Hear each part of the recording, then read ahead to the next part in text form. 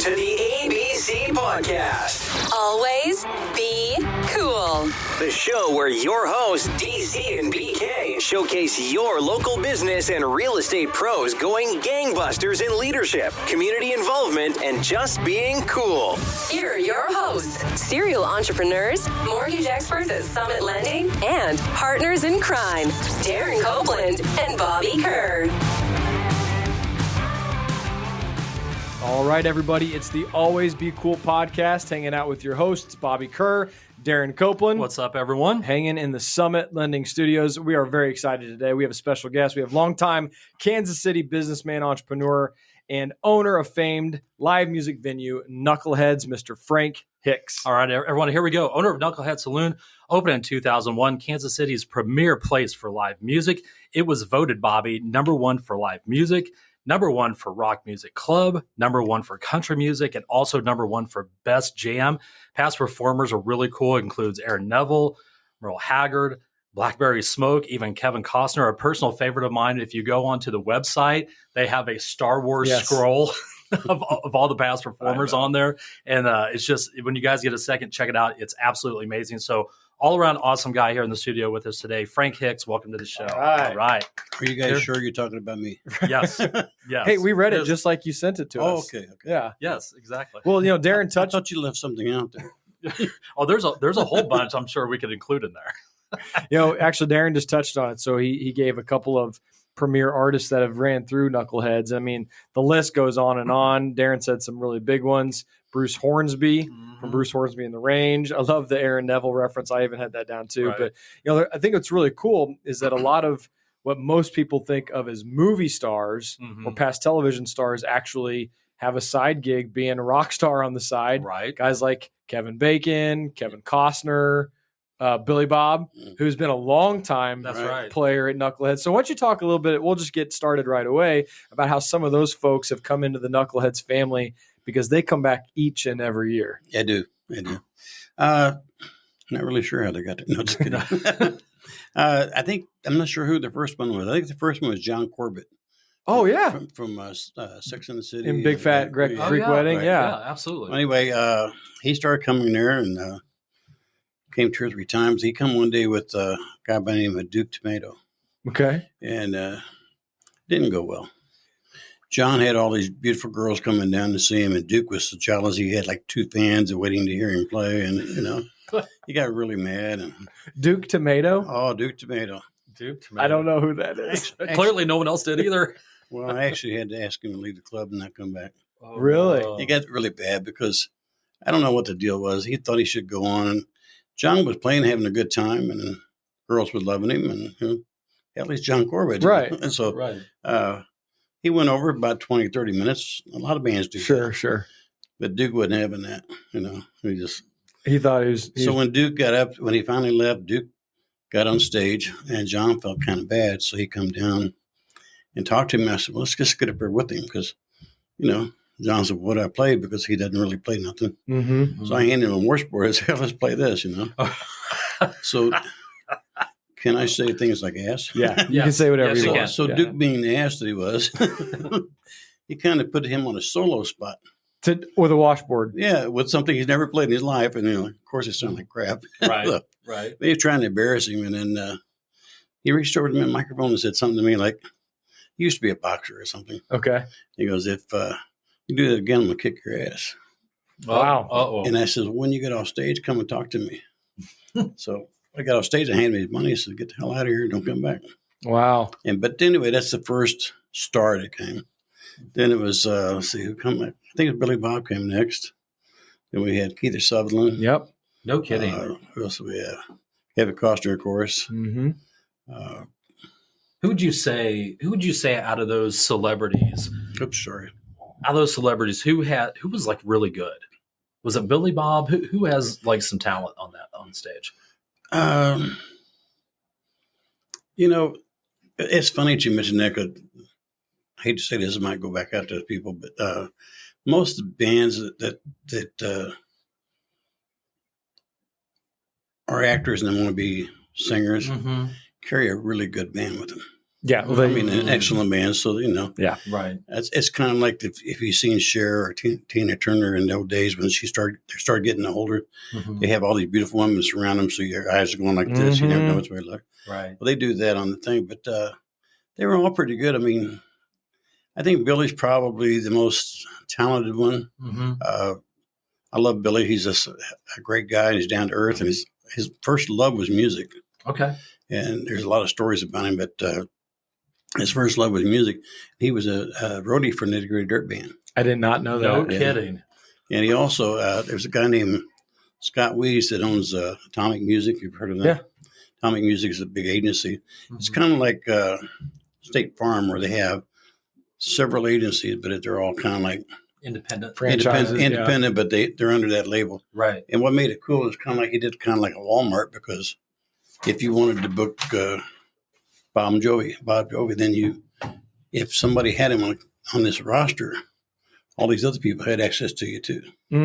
So it's kind of like, go to Walmart, you can go to any Walmart, you still get the same stuff. So that was kind of cool. But he lived with him. And I was talking to Scott one day, and he said that Billy said, well, I'm not making it here. So he threw all these bags in the back of an Oldsmobile and headed to California. And he'd been riding Sling Blade for a long time. Yeah.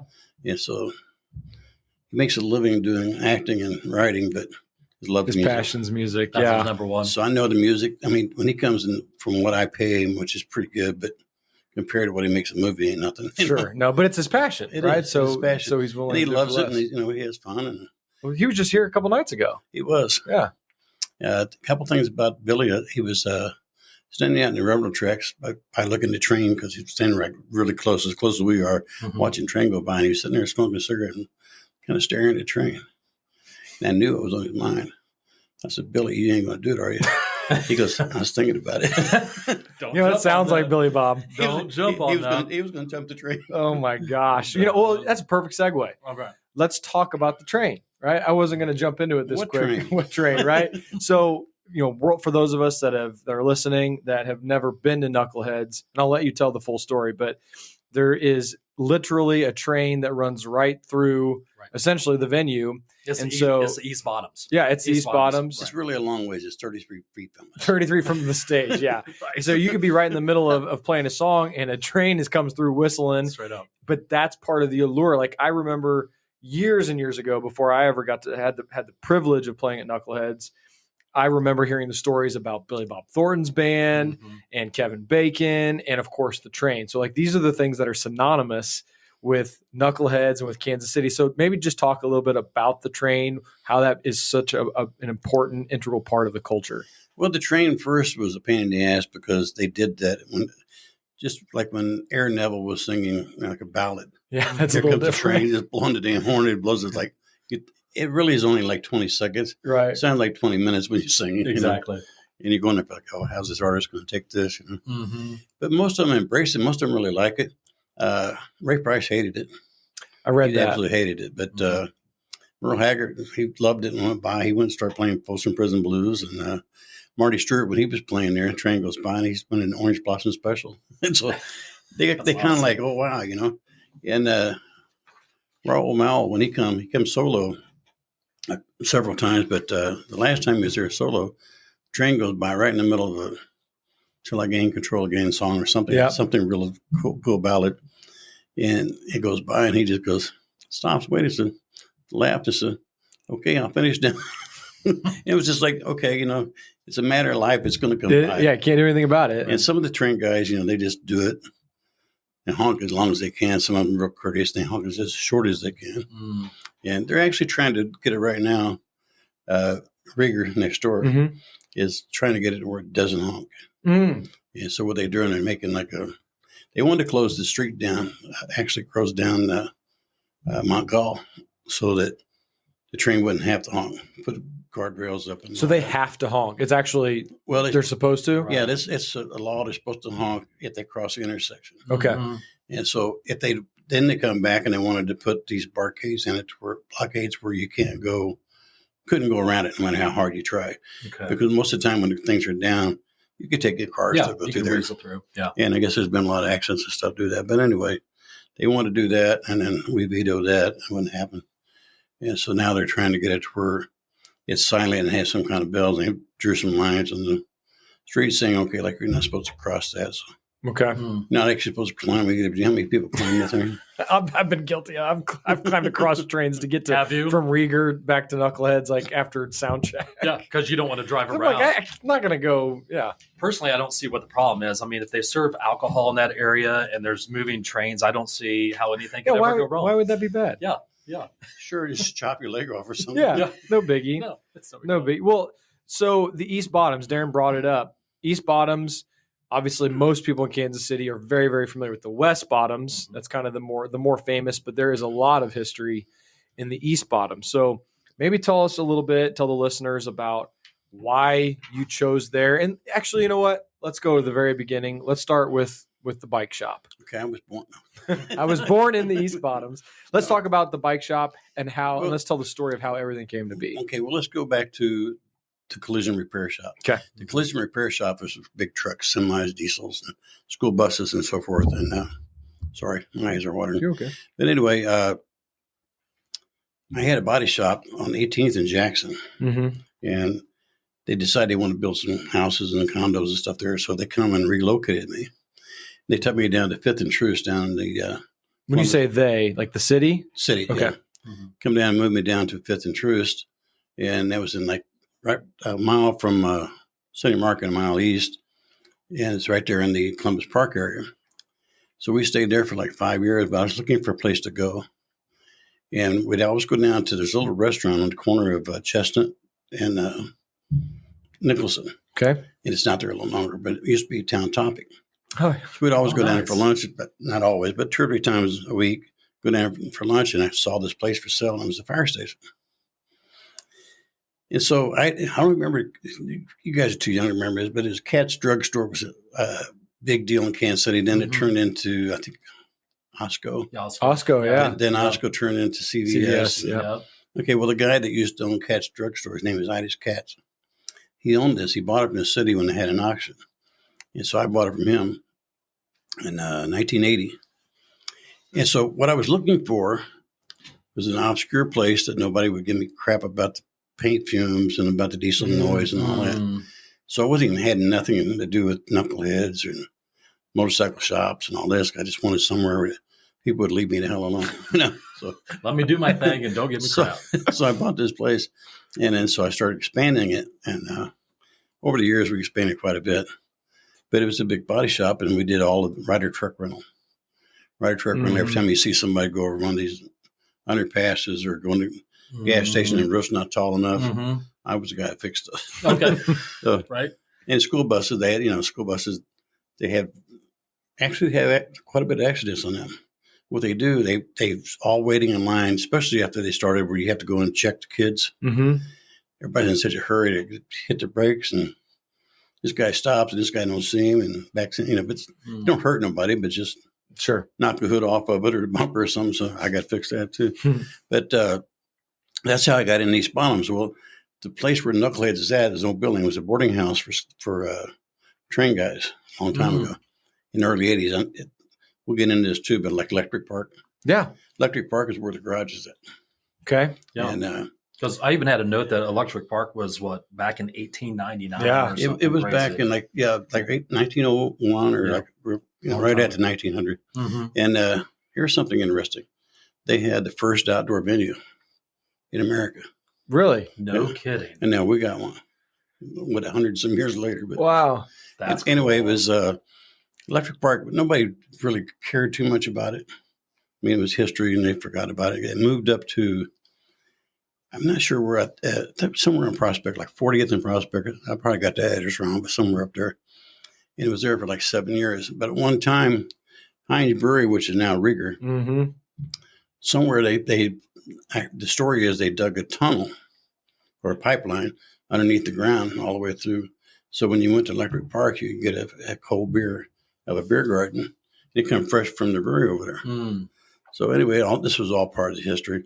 And so this lady had this train house, but in I think it's like 1930s or something like that. I don't know how it came about, but a doctor bought it.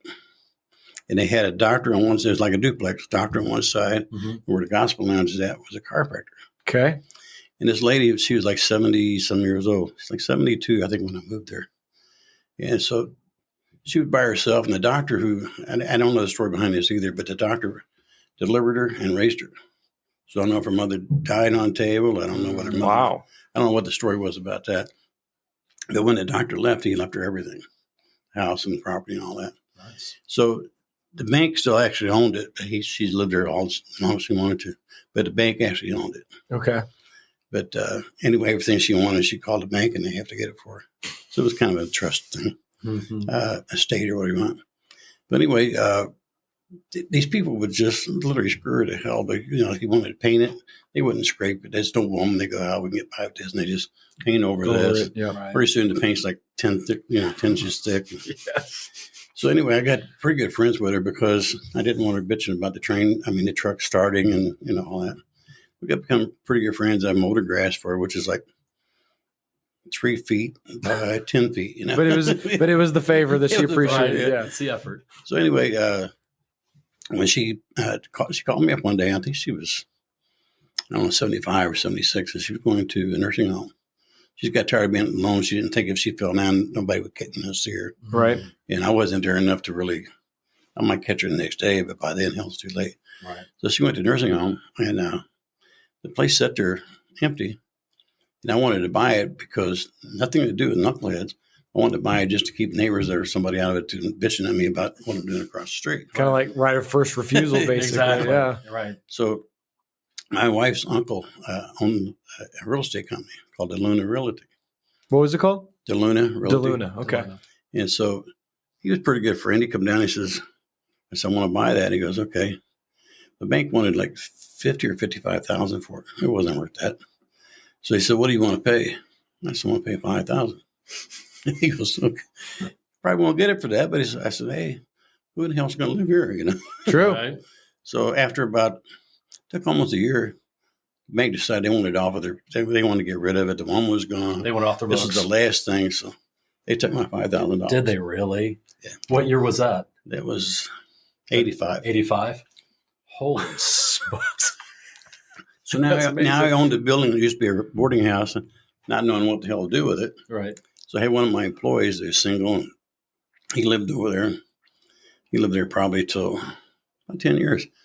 And he kept doing some maintenance work around it. But in 97, I've been riding motorcycles forever, and I started fixing them up at the body shop, of course, and selling them. And what I did, how I got in that business was I'd fix them up for myself. Mm-hmm. Then we'd ride to like a rally or to, bike night over Frankie D's or whatever. And somebody would like it and say, what do you want for it? Okay. And I'd put some outrageous price on it because I didn't want to sell it. They'd buy it. So I have to call my wife, come get me. I sold my motorcycle. Honey, I need a ride home. So at one point she said, I had 8 Harleys in the garage. And she says, Frank, we need to talk. I said, what do we need to talk about, Mary? She goes, I'd like to put my car in the garage. And I was fixing all these Harley stuff up. So I said, I need a place to go. So I said, hey, I'll put them in the old boarding house. Yeah. And call it F.O.G Cycles. F.O.G. And I love it. So what happened was I was trying to, this is a long story. If I get too winded. Well, do you want to tell the people, is that coming later, what the F.O.G. stands for? I can tell you now. Go ahead. Well, it depends on who you are. Okay. If it's for real, it's fucking. If it's Bobby. It's fucking old guys. But my son called me up one day. He wanted to go to Christian Rally.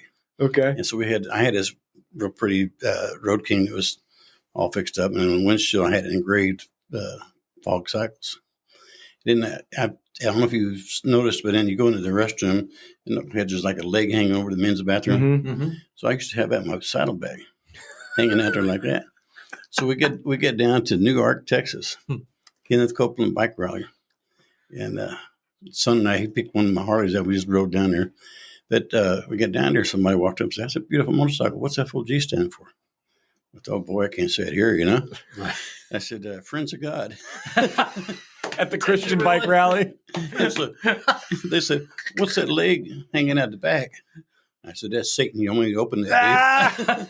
So I got him trapped back here. But anyway, going back to the story. So I had this motorcycle shop there, and what I did, I was just really going to do it for myself because I picked so many motorcycles up and sold them. Mm-hmm.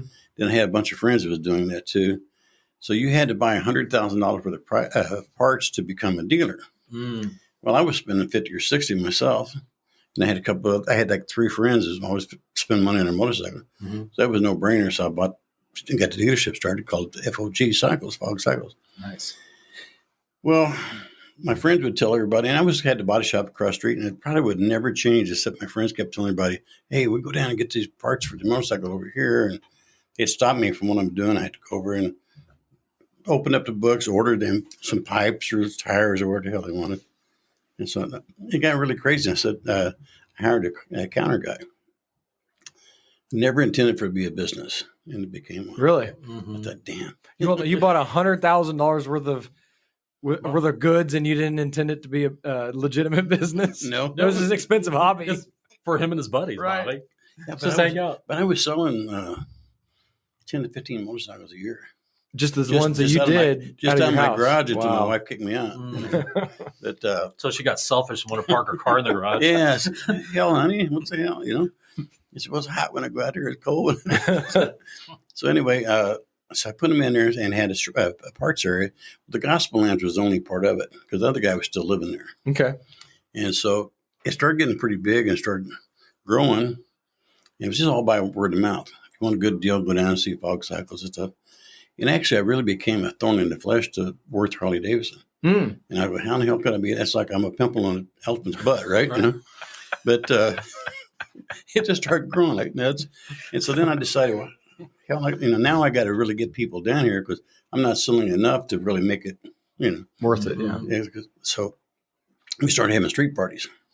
Mm. And of course, me being in the truck business, I put a flatbed trailer out there. Okay. And I put the first one I hired was Danielle Nicole. Yeah. From Trampled Underfoot. Yeah. Yeah. And her band was called Fresh Brew at the time. I think she was 17. Yeah. And so we put bands out there and went over pretty well. I was giving her free beer away. Well, I'm telling you, you give free beer away. Here they come. Now, I'm telling you never see so many people in life. You build it, they will come. You give it, they will come. That's right. So we had all these people, and that cost me a fortune, but I was really getting, everybody knew where F.O.G cycle was at. Mm-hmm. And so if this gets too long and boring, tell me. Hey, man. So we've got 4 hours. I've got a very important question for you on the beer part, right? I don't want to No, you you miss that. go right ahead. So did you make buddies with like the Budweiser people or something like that to be like, hey, come on down and help us out and give Just free buy beer? some cases No. at the. I was so far under the radar, I didn't want them to know what I was doing. Mhm. Smart. But because I didn't have liquor license. Right. Right. And so I was given, you have to give it away. Right. So You can take donations, right? Well, wasn't smart enough to do that first. The friends of God could have accepted donations. I should have done that, but I didn't. But so anyway, after we started doing these, we started getting up to 1,000 people every time we'd have them. Wow.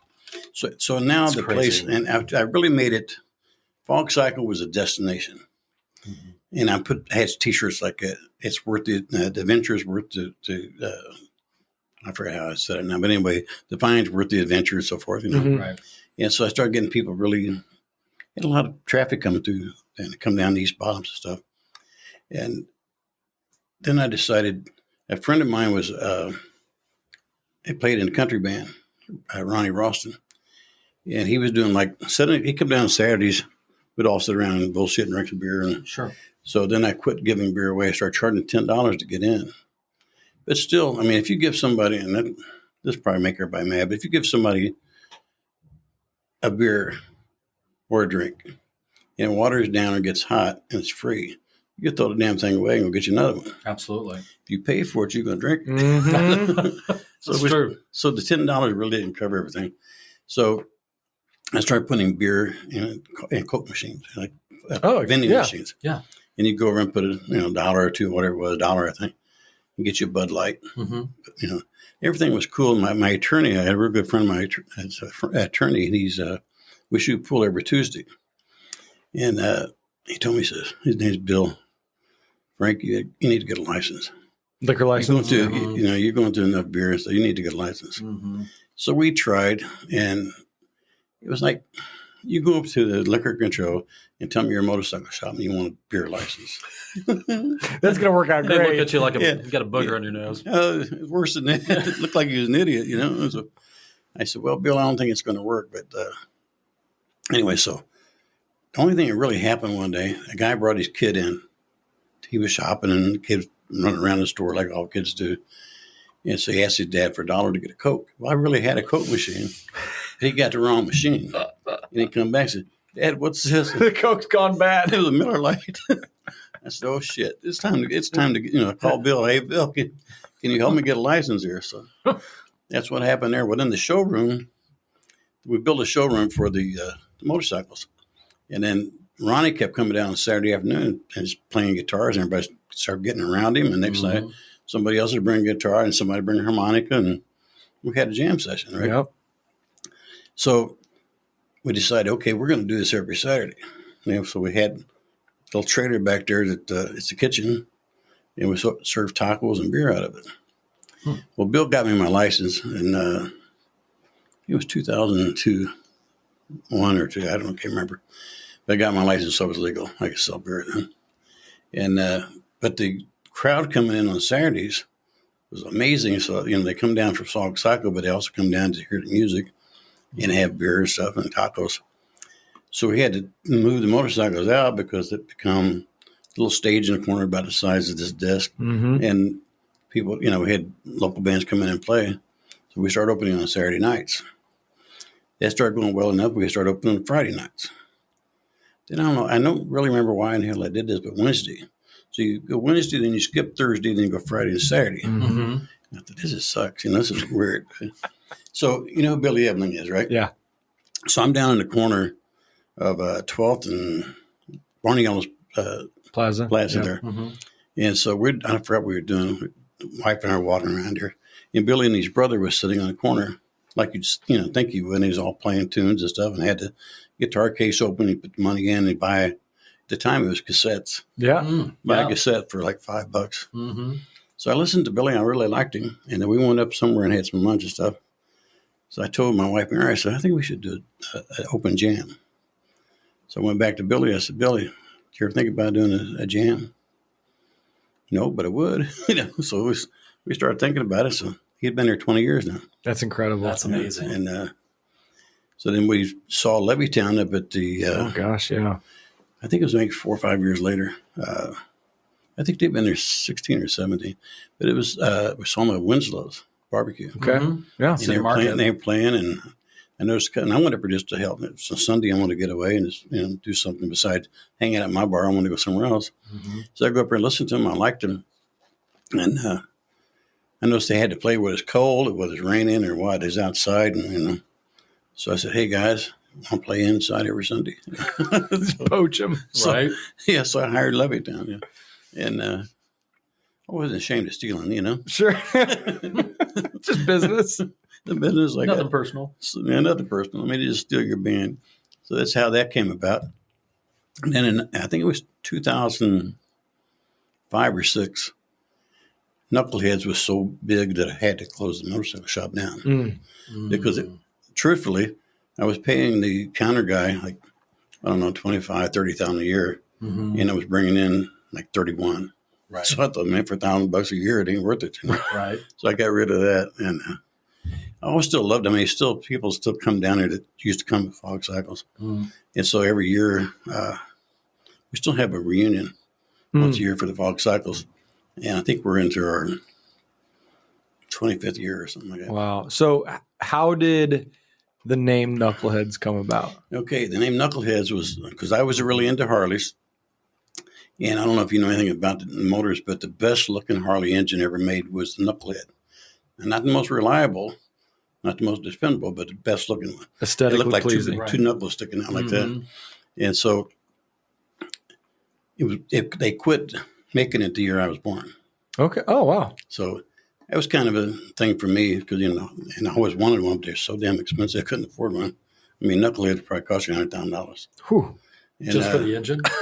Just for the bike. I mean, if you get a nice bike. Yeah.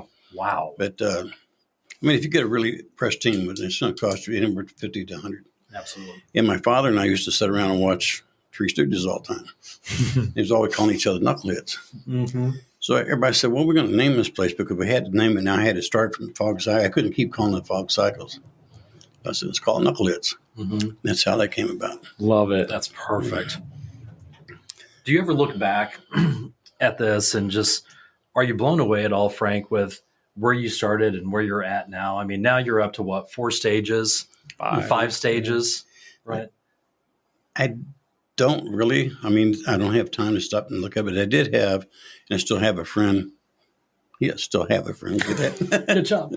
But he come over one day and goes, he'd watched the whole thing. His brother actually worked for me in a motorcycle shop. He says, have you ever took a chair and sit down with a, I don't drink beer. He drinks beer. And I said, with a whiskey or something. Look at something. I said, I don't know what the hell you're talking about. So we got 2 folding chairs. We went over, sat at the garage, and looked over at Knuckleheads. Because we'd knocked down so many houses and built this, built, stage and stuff. And I go, I never really looked at it. I mean, I did it, and I knew it was there. But to sit back and look at it as a spectator or like somebody who's never seen it before, I hadn't seen it. So then we took the chairs and over, sat at Knuckleheads and look at the garage. Because, I mean, the garage, if you ever seen it, was just one bay. One bay in an office.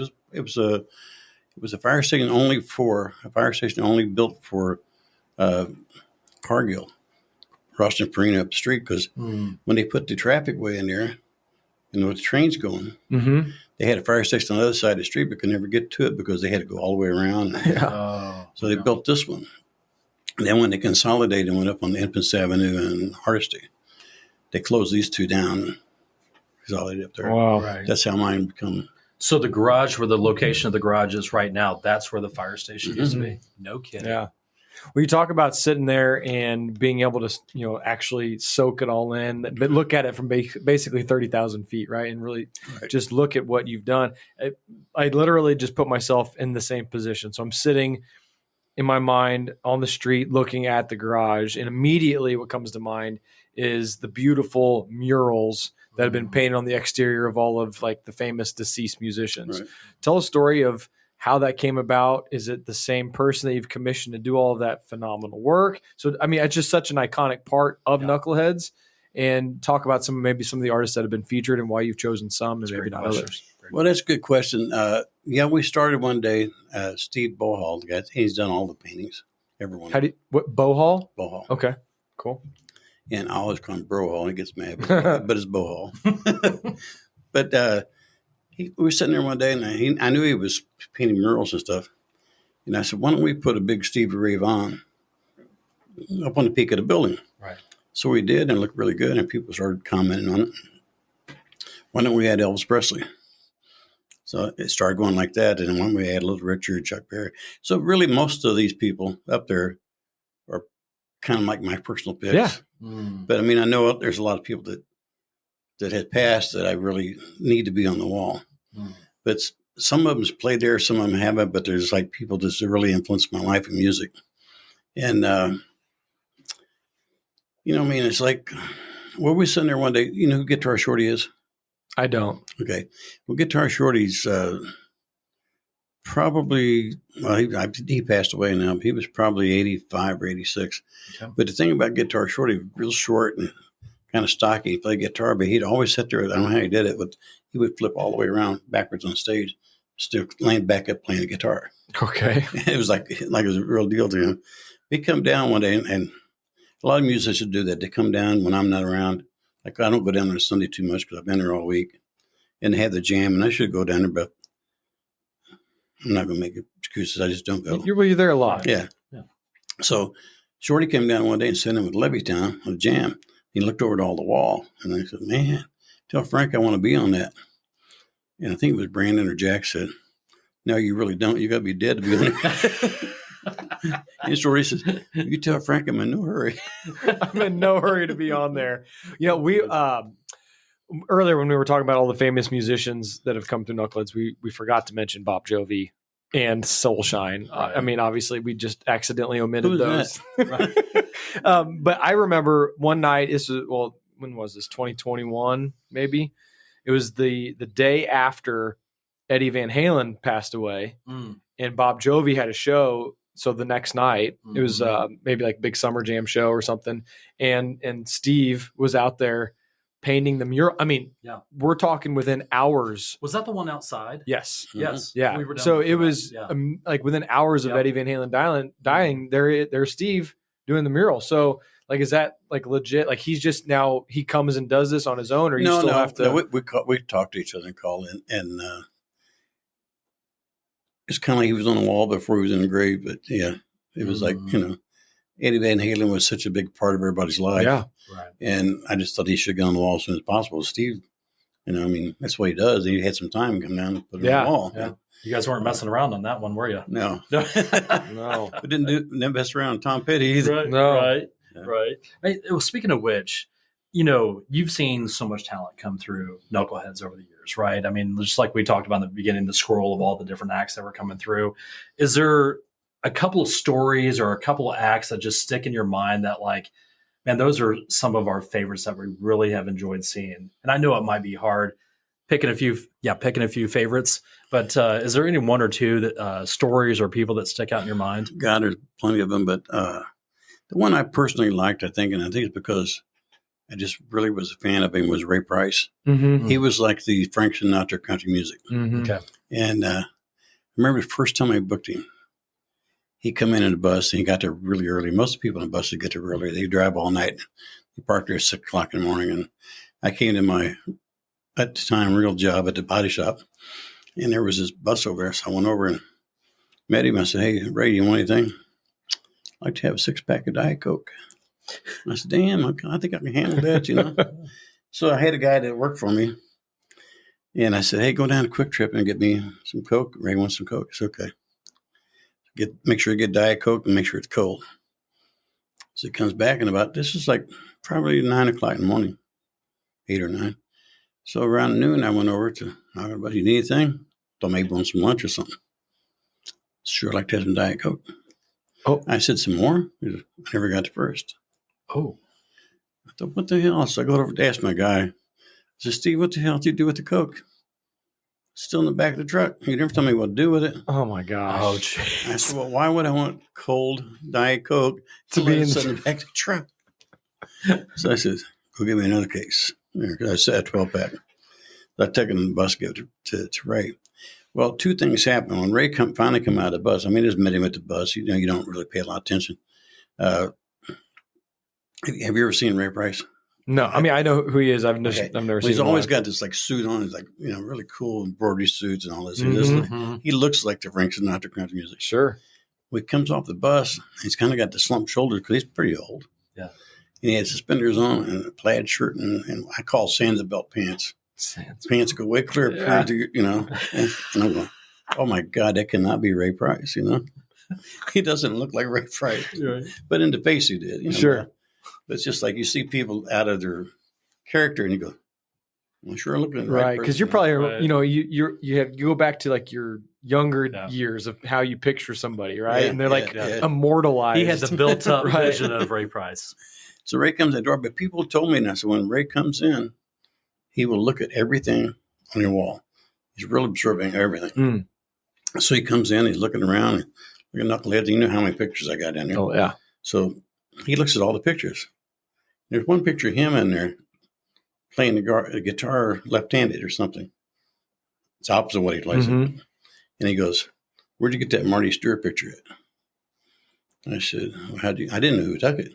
Right. I said, "What do you mean Marty Stewart?" He goes, "He's the only asshole to make me play left-handed." Oh, no way. Because he does that. He transposes like like in a mirror. Yeah. Where you see, he said, "I don't play guitar. I play it this way, or whatever." That's funny. I thought that was funny. And he looks at everything. He goes, "Yeah, what's call me son? Son, we had some really big artists here. We had some great people here." I go, "It's your friggin' Ray Price. Right. You're the man. Yeah. I'm thinking you top them all right now." And so anyway, I put him up there, and so sad but true story. I put him out there, and I didn't know how to advertise country music at the time, And most of the state radio stations wanted so damn much money. They want $4,000 to advertise a show. Right. And so anyway, at the time I was paying Ray a certain fee, and I thought, when the show was over, it was a great show. It was an absolutely great show, but I lost $9,000. And I knew I was going to lose $9,000. And I spent, I don't want to say what radio station it is, but I spent about $2,500 to $2,800 in advertising, hoping it'd pick up, and it didn't. And so the guy that one of the managers of the station, he wanted to come to the show. So I sat in the caboose watching Ray Price. And the guy was just chatting, talking. And I asked him to turn around. I said, would you mind doing something for me? He said, what? I said, shut the hell up. If I'm going to lose $100 a minute, I want to hear every fucking minute of it. If I'm going to lose $100 a minute, could you just be quiet? Be quiet. That's an amazing story. You know, you talk about promoting country music, rock music. I mean, the artists that we mentioned in the intro and a little bit throughout, I mean, we're talking blues, rock and roll, metal, country, pop, R&B, gospel. You've got such an eclectic group of artists and fans that come through Knuckleheads. That did you imagine in your wildest dreams that Knuckleheads was going to be this cornucopia of music for Kansas City and for basically for the entire country? Because I mean, you know, you've seen me perform so many times, but every time I'm there, the thing I always say without fail is this is my favorite live music venue in the entire world. I've played all over the world, and this is it right here. And I am like, and so many other people say the exact same thing. So for it to go in, essentially, we're talking 20 years, 25 years to go from Danielle playing on a flatbed trailer to being the world-renowned Knuckleheads right now. I mean, just to hear that, does that really hit you? No, it really doesn't. It really doesn't, because I don't know. It just seems like I never really had a master plan, right. You know, and I never really, I did know that I needed to brand a place when I started. Like I branded F.O.G Cycles, like I branded Mid-City Collision. You have to, you know, make people know who you are. And in order to do that, you have to do certain things that will bring them to you, like free beer. You know? Right. But no, I never really saw it. It's kind of organically grown. I've said that several times. And I've had numerous offers to make a franchise or go build something like that and put it together for somebody. I don't know if I could do it again. I mean, I really don't, because I don't know what the hell I did last time to get it there. Right. It just kind of happened organically. Yeah, it kind of happened. Well, you know, the thing is, it's like really crazy. If I see something that I think needs to be done, I just go do it. Right. And then I don't think about it. But one thing I do that I think that everybody should do, any kind of business they got, look at it like a customer. You know, so when I come in and I see napkins or something all over the floor, I go pick them up. Yeah, and I tell my staff, hey, people don't want to see dirty glasses sitting on the tables and all that. So let's be, you know, if number one, we might be a roadhouse look, but it's clean. You go to the bathroom, it's clean, you know. That's true. And so I just kind of want things to be like I would want it. And I think the whole success for Knuckleheads is that I made it more like it's a party in my backyard. Yeah. If you come over, you're my friend, you're a welcome guest, and we're going to treat you as such.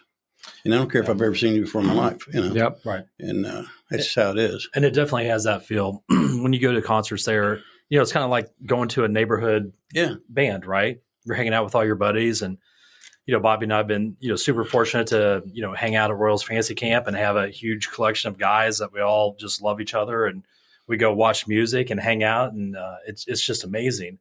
And there is one thing I wanted to ask you about the garage.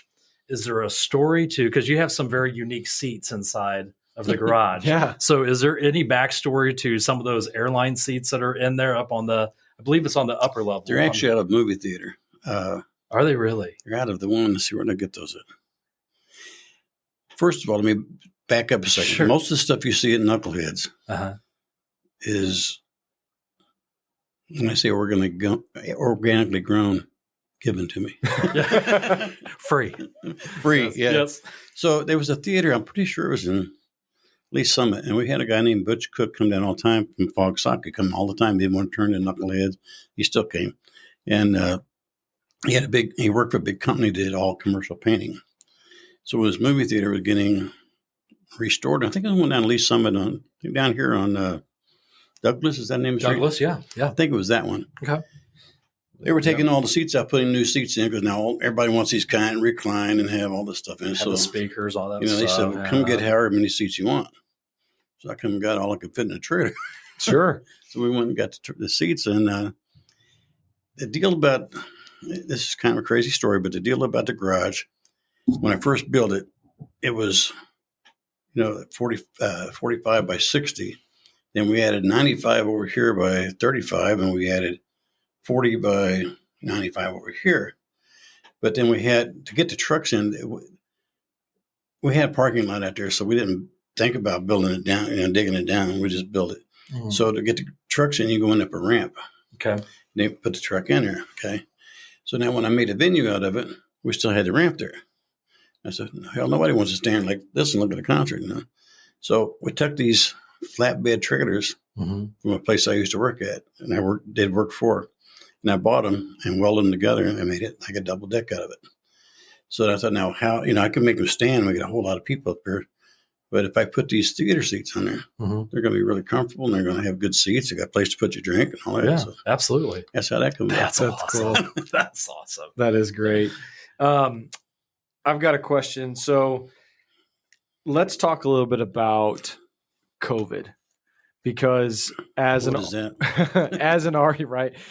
artist, that time for artists, for anybody in the gig economy, for people that own food and beverage establishments, was a scary time. It was. None of us knew what was going to be going on, and it was just very, very uncertain and shaky. The one person that in my life that was part of this world that said basically the show must go on was you. And I know that you got caught some flack from it. Maybe just a little bit. So these are some great stories to tell. And now that we're past this, we're through this, tell the perspective of a venue owner who works with artists and works with employees who depend on that paycheck, how you got through that time, how it was scary, and some of the flack that you did catch for it. Okay. Well, the main thing to save my ass was I owned all the property. Had no rent to do, I still had taxes to pay, but I didn't have no landlord saying I want my money, whether COVID's in or not. Yeah. I do rent one lot, and I asked him, could I have a slack on it? He goes, hell no. I'm as COVID too, So right. So I understood. But we just started doing the best we can. So we started doing it. You had to have, remember, if I'm correct about this, I think I am, you can only have 10% of your capacity. Yeah. Well, good thing for me was I had an outdoor, indoor, outdoor, and a back room. And so I could take 10% of that capacity and put people back here, and still get, 150 people. So it worked out pretty good. Most of them were outside if the weather, good. And so what I could do was 1,200, scale it down to 120, but I could just have bands that I could afford to put in there for 120 people. And so the back room, it holds like 80. I couldn't do the gospel lounge. You mean? Yeah. So I couldn't really do nothing for 8 people, but but we just painted stages to be what they were. The garage is scaled to be 720. That means I could put 72 people in it. Right. So it's still worth doing a show. Just kind of scoot the chairs up, make a lot of room where that looks full. And so we did that. And then they come down, and they actually, it's kind of crazy. They come down, and I was sitting there. You got to close up at 10 o'clock. So everything had to be, done and over with by 10 o'clock. Then you had an hour to clean up and get the mess straightened up. So here was the problem I found, that when you closed up, you had a band played at 10. Okay, then you had to actually stop at 9:30, have people out there by 10. They had to be out there by 10.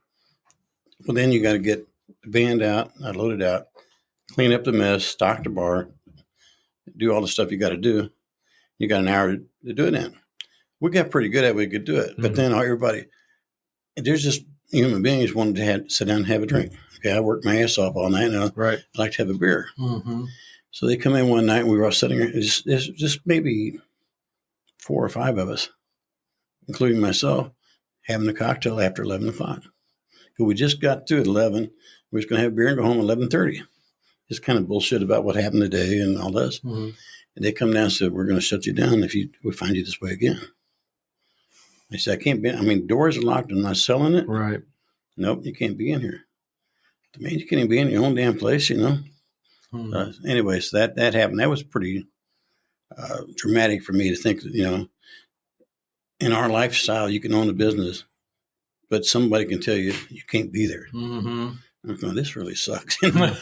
So anyway, the liquor control guy, really great people up there, called me one day and said, do you know you can sell beer to go, or not only beer, any kind of liquor to go? And I said, well, no, I didn't. Well, since COVID happened, they started changing some of the rules a little bit. And so you could sell it as long as it had a lid on it. Mm-hmm. So I did something I probably would get in trouble for now, but the property over there, like where all the handicapped things were at, okay, I put tables and chairs out there. And I said, okay, you guys, I mean, I can't serve you out there, but you can come to the door and I can give you a 6-pack of beer and 6 tacos, or I can give you 3 margaritas and 6, you know, whatever. Mm-hmm. And so we stayed alive that way.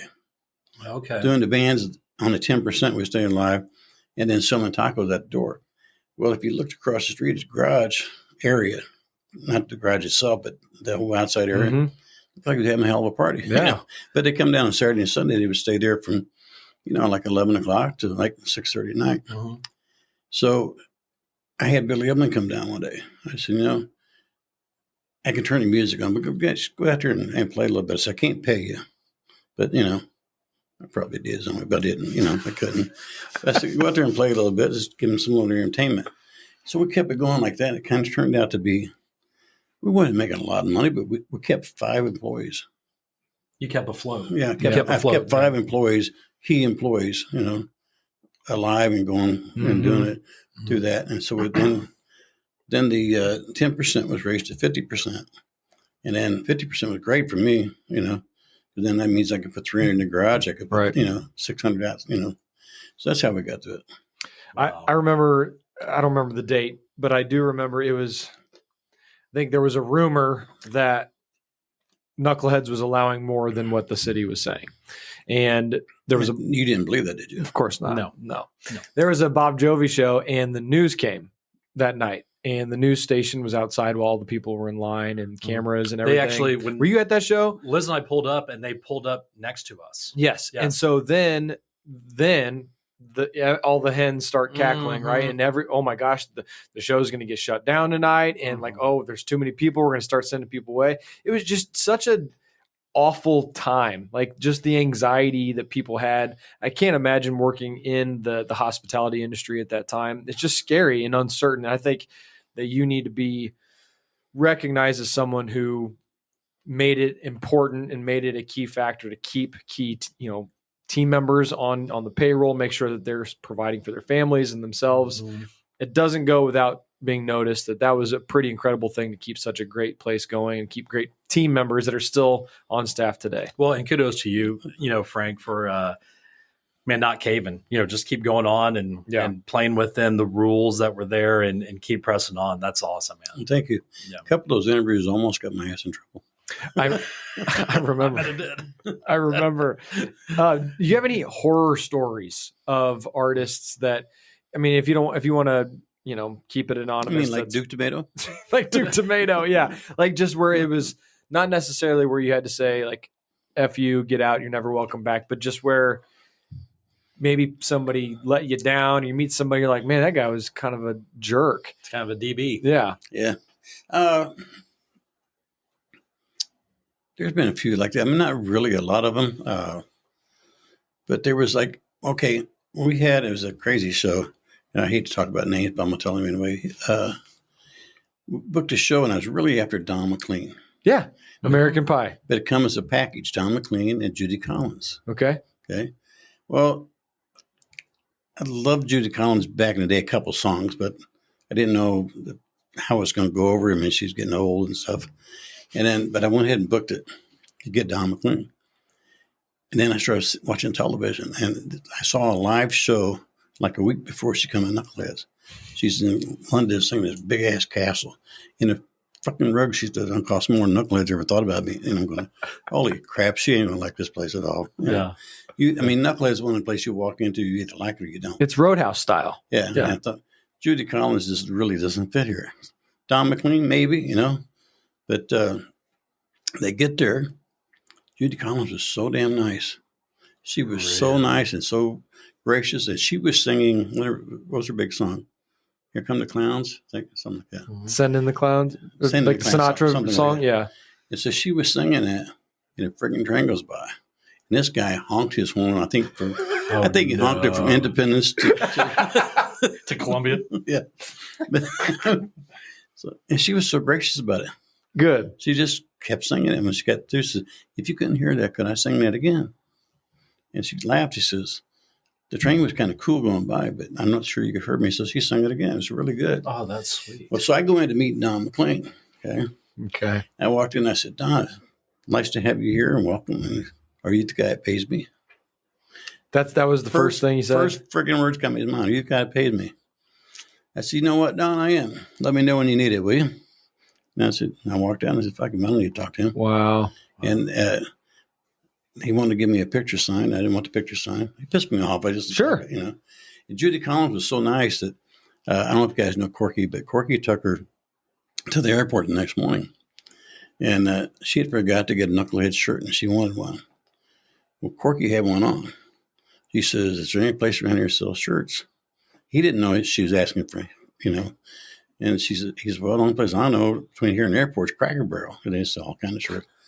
We'll go in and pick you out one. I want the shirt you got. Oh, she wants a Knucklehead shirt. Yeah. That's amazing. Corky said, hell yeah, I give it to her. I want it, So you were very pleasantly surprised on how cool and gracious she was. I was so surprised at the difference between the two. Yeah. If you would have asked me, I would have bet Don was going to be that way, and she was going to be real picky, and and she was just so polite, and That's amazing. So is there any cool things that you would like to promote coming up, whether it's this summer or the fall, anything that you have going on that you'd like to throw out there to everyone? Summer Jam, July 29th. Do we have 4 hours? Yes.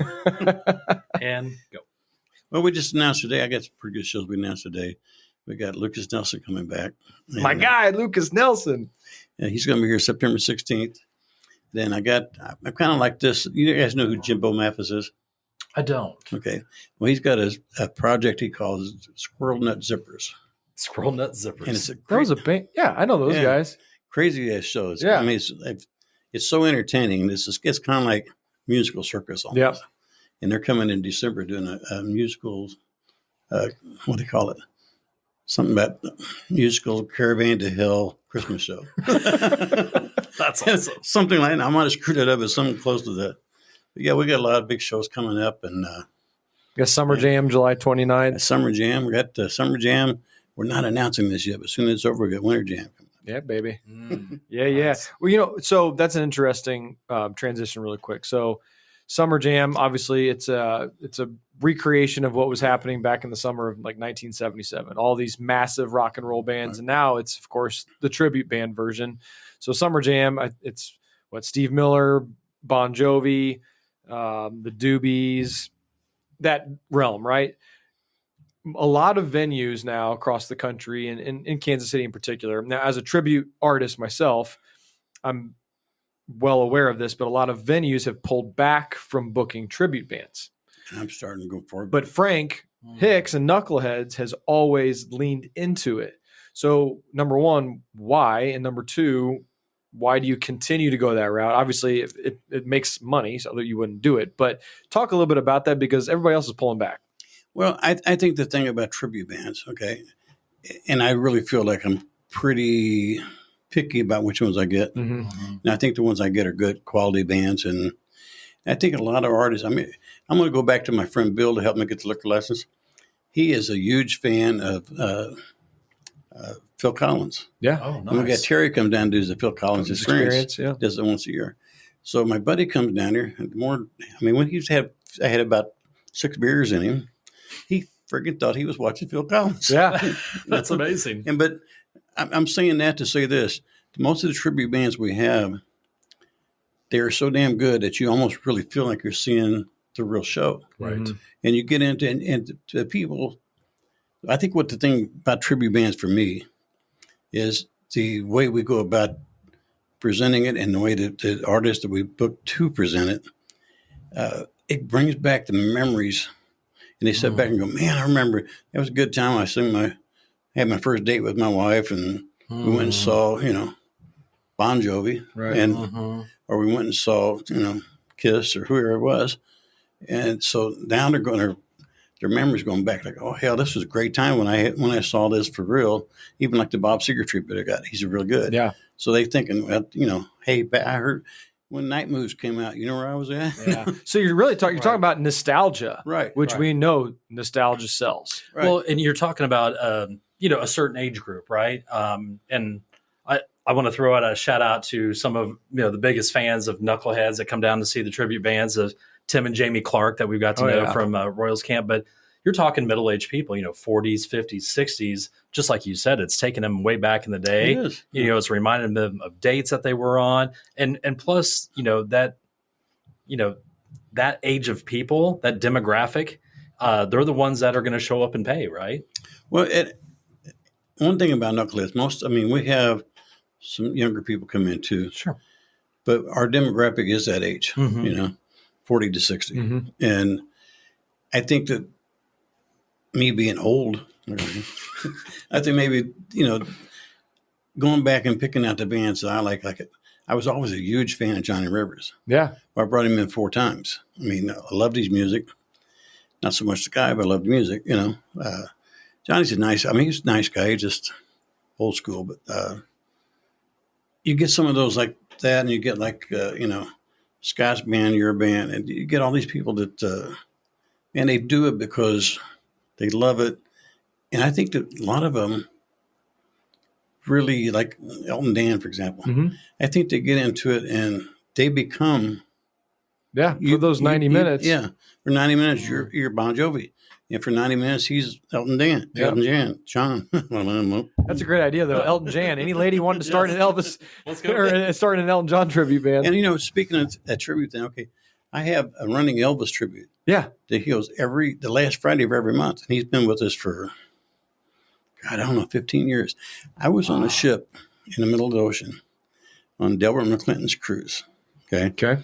And we were in there one night, and I had a Knucklehead shirt on, and a guy that I never met says, "Hey, you go to that place a lot?" I said, "I don't tell people I really own it. I don't." Okay, right. But you get all the bitching that way too. right. You get compliments. Yeah, I've been there. Yeah, so I just I go there quite a bit, And he's, man, I hear they got a hell of an Elvis tribute, and I'm going, okay. And Delbert and all the people's on the ships all played at my place. There was Lucas there. There was Mavericks. Oh, yeah. All these guys were on the ship. I remember that. And cruise. he's telling me, about my Elvis guy. And first of all, I said, well, how the hell do you know about Elvis clear out here? That's where you from? He said, Atlanta. I said, Atlanta, Georgia. He goes, yeah. Well, how in the hell do you know about Elvis? The Knuckleheads, right? Yeah. And he goes, oh, man, I got a sister that lives in a little town out in Kansas. I can't remember the name of it now. It's about 50. It's past Ottawa. It's about 50 or 60 miles out. She tells me what a great guy it is, and what a great man. She sends me pictures from stuff all the time. When I saw Knuckleheads, I knew it, and I said, "Well, this is cool. It's really cool because it don't matter how, in my opinion, it don't matter how they found out about Knuckleheads as long as they found out about Sure. it. Absolutely. If it's Bob Jovi or whether it's Almost Kiss or whether it's Elvis or whether it's Ray Price or whether it's Merle Haggard. Yep. They bring people to Knuckleheads, and ain't that what I'm here for? That's Absolutely. You know what? That's amazing. I think that's a perfect way to end this because I've got a quote that goes exactly with what you said, Frank. And it said, "It was never about the money. It was about having a big party with friends in my backyard. Everyone who comes here is equal, and we all come for the same reason and to enjoy live music." That's awesome. I mean, that is the perfect way to summarize. Who Who said that? That was on a great day. Man, Frank Hicks, thank you so much for being part of the show today. Awesome man. job, man. This was Awesome an absolute job. pleasure. Everybody Yes. can check out Knuckleheads at knuckleheadskc.com. You can find them on Instagram, Facebook, etc. at KnuckleheadsKC. A ton of great shows coming up again. Summer Jam on Friday, July 29th. A lot of great tribute bands. And, of course, we just announced Lucas Nelson also on September 16th. So make sure to find him and Knuckleheads online. Make sure to listen and subscribe to the Always Be Cool podcast on Facebook and Instagram. Leave a 5-star review. Find us wherever you listen to podcasts. Guys, this has been the Always Be Cool podcast. See Darren you Copeland, guys. Bobby Kerr, and Mr. Frank Hicks. Thank you. If you are hearing this message, you've listened to the entire episode. And for that, Darren and Bobby thank you from the bottom of their hearts. They hope you enjoyed this new episode. And if you did, please leave them a review on Apple Podcasts, Spotify, or wherever else you're listening. Please share this episode with others who may be interested in our community. Also, feel free to let DC and BK know which business or community leaders you'd like to see covered in future episodes. Get in touch in the comments or on social media. See you next time for a new episode. And remember, always be cool. This podcast is powered by Summit Lending, NMLS number 1850081, Equal Housing Lender.